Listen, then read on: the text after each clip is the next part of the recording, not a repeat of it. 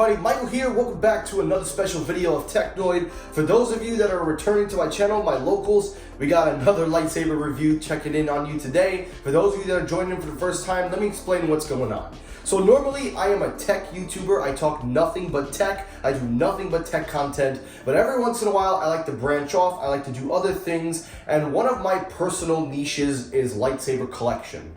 If you have not seen my previous videos, I suggest you check them out before watching this one to understand what's about to happen, because I do things a lot differently than your average lightsaber reviewer. But I just want to put that out there, and I appreciate you checking out the video. If you enjoyed it, like, comment, and subscribe for more content if you want to learn more about tech. Anyway, guys, today we are going to take a look at the Star Wars Galaxy Edge Darth Tyrannus / Count Dooku. You know what? I was going to say Count Dooku. I'm not going with that Darth Tyrannus BS, but we're going to take a look at the Count Dooku Galaxy's Edge lightsaber.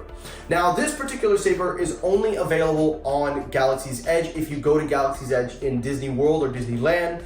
Now, for this particular saber, I actually did not go to the park. My friends went this summer. They actually were there for vacation, so I texted them. I said, hey, they got a Count Dooku lightsaber. They told me, yeah, so then I just kind of figured out my way to get it, and long story short, here it is. Now, first thing to note is that this is how it comes. It comes with the, I believe that's the First Order symbol. Again, please, Star Wars fanatics, do not kill me. I'm just a casual fan, but I love the lightsabers. Don't kill me on this one. But each box is designed to represent the wielder that holds it. Now, of course, the dark side is red, and then, of course, the Force is blue, green, and so on and so forth.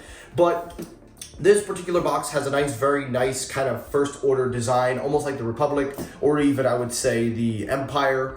Inside of it is where you have the main star of the show. The saber is housed in a nice little containment. The latch is actually very secure, so you just give it a good slam. Just accidentally held the button, but it's not going anywhere. It's a nice travel case. But again, pressing the button, opening it up, there is the saber inside. So let's get it out without falling, and we'll take a look at it. Now, taking a look at the Count Dooku lightsaber, it is, at first glance, it is, of course, very, very bulky, but that's the case with all of the Disney lightsabers, as I have here a custom lightsaber, the Build Your Own lightsaber from Galaxy's Edge. I did a whole vlog and stuff on that. I'll leave a link in the description if you want.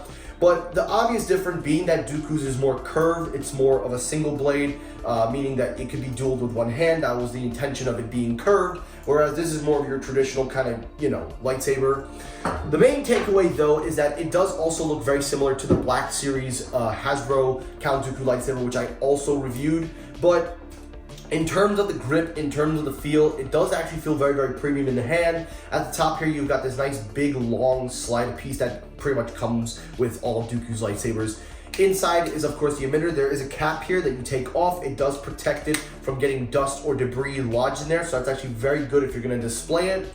Inside is where you put the hilt, which we'll get to in a moment.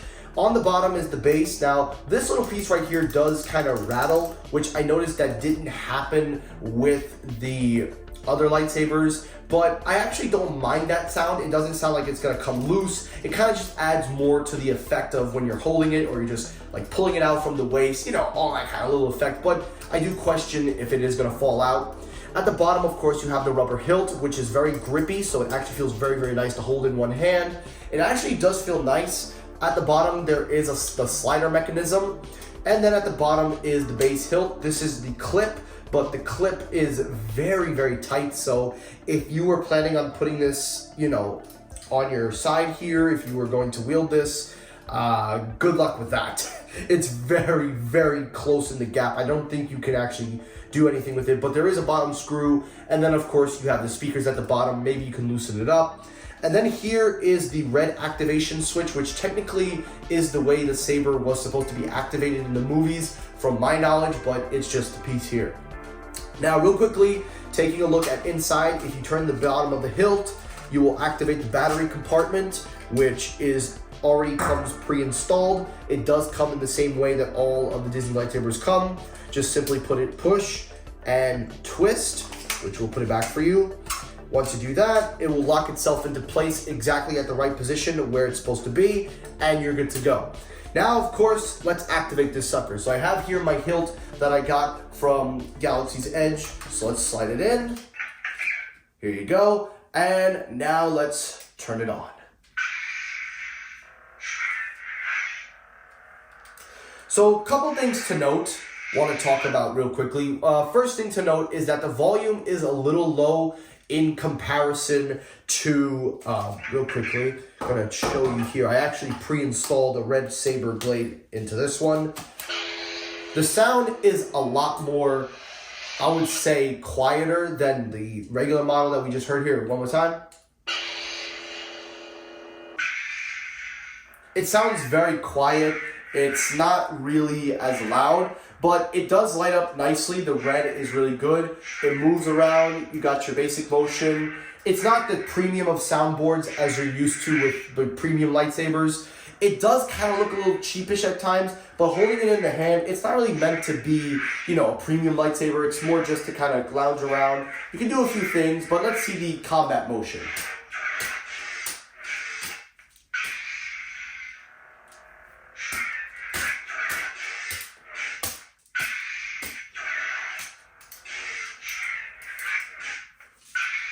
So you see, the biggest thing with these lightsabers is the glitching effect. That's something that's plagued these sabers. Again, you gotta remember, you're getting this from a theme park. It's not going to be as strong as you would hope, and it does kind of add a negativity to this in comparison to other things like Hasbro and others.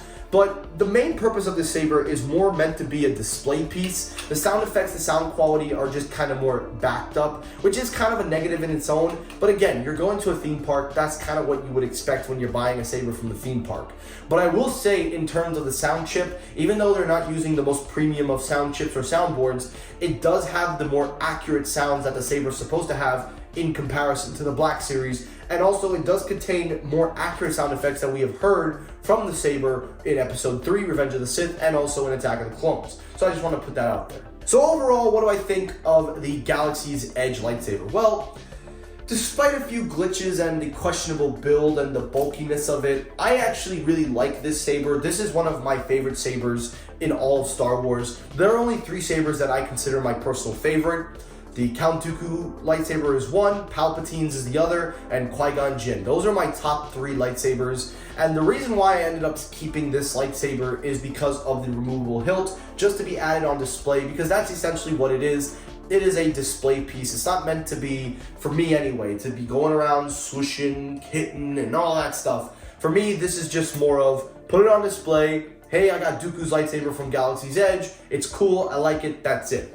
Of course, you can save the money. You can go with the RGB blades or even get yourself a Zeo Pixel blade, but those can run you up to $500, $600. And sure, the quality is probably a lot better and a lot closer to screen accuracy. But for the general person, if you're going to a theme park and you see a saber you like, you pick it up. And I think the price that I paid for this was around $120, which again is not cheap. But considering this is what you get at a theme park versus what you get with the Black Series and others, you can make the trade-offs. You can talk about it if you want in your head. But overall, I think for me, I'm more than satisfied with the purchase. I appreciate that it has the removable blade. It does feel great in the hand, like I said. And again, even though the soundboard, the sound effects, and some of it is a little glitchy, at the end of the day, it's just meant to be a display. So I could put it right here and it would display perfectly, but I wouldn't do that because I don't want to break the blade. But that's everything I gotta say about the Galaxy's Edge lightsabers. They're just basically what you would expect from a theme park. But if you see a saber you like and it's something that you really enjoy, then go ahead and pick it up. So that was my view of the Galaxy's Edge lightsaber. Let me hear your thoughts down below. Do you guys own any Galaxy's Edge lightsabers from Star Wars Galaxy's Edge? If you enjoyed the video, hit the like button. If you dislike the video, you can hit the dislike button. That helps circulate my videos as well. As always, everyone, thank you so much for watching. I'll see you all in the next episode. Have a great rest of your day, guys. Take care, stay safe, have a good day, and peace!